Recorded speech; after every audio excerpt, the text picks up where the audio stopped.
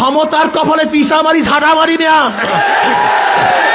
নূহ আলাইহিস সালাতু ওয়াস সালাম 950 বছর মাত্র 40 জন মানুষ এক রওয়ায়াতে হেদায়েত করেছেন, অন্য রওয়ায়াতে মাত্র 70 জন, কোন এক রওয়ায়াতে 80 জন। তার নবুয়তের কোনো কমতি হয় নাই।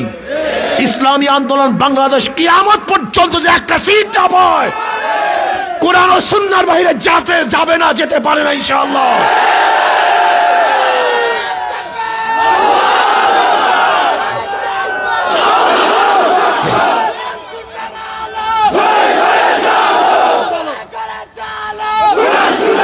ভাইরা আমার, আপনি দেখেন জামাতের সে আগের বক্তৃতা, এখন বর্তমানে বক্তৃতা।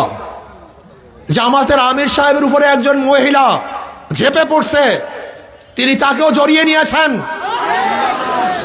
শোনেন জামাতের ভাবারা, শোনেন, এই অবজ্ঞা কারোর সাথে করা হয় না।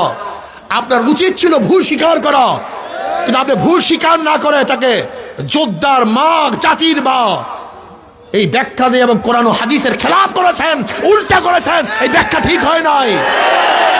আপনার উচিত ছিল আবেগে হয়ে গেছে, কিন্তু ব্যাখ্যা দেওয়ার কোনো সুযোগ নাই, এটা ভুল।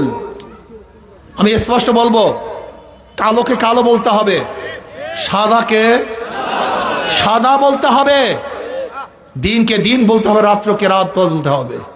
ইসলামী আন্দোলন বাংলাদেশকে অনেকে বদনাম করে সিটের জন্য তারা ভাগ হয়েছে। যদি সিটের জন্য ভাগ হই, তাহলে ধরে নেন একা থাকলে কি সিট পাওয়া যায় না জোটে থাকলে সিট পাওয়া যায়? তা সিটের জন্য ভাগ হলে তো জোট করতাম, তা ভাগ হইলাম কেন? বোকা নাকি? এতটুকু সেন্স নাই মিয়া, মাথার মধ্যে এতটুকু সেন্স নাই? যদি সিটের লোভেই ভাগ হই, তা জোটে থাকলে সিট পাওয়া যায় না, একা থাকলে সিট পাওয়া যায়? কথা বলেন না কেন? তা আমরা একা হইলাম কেন?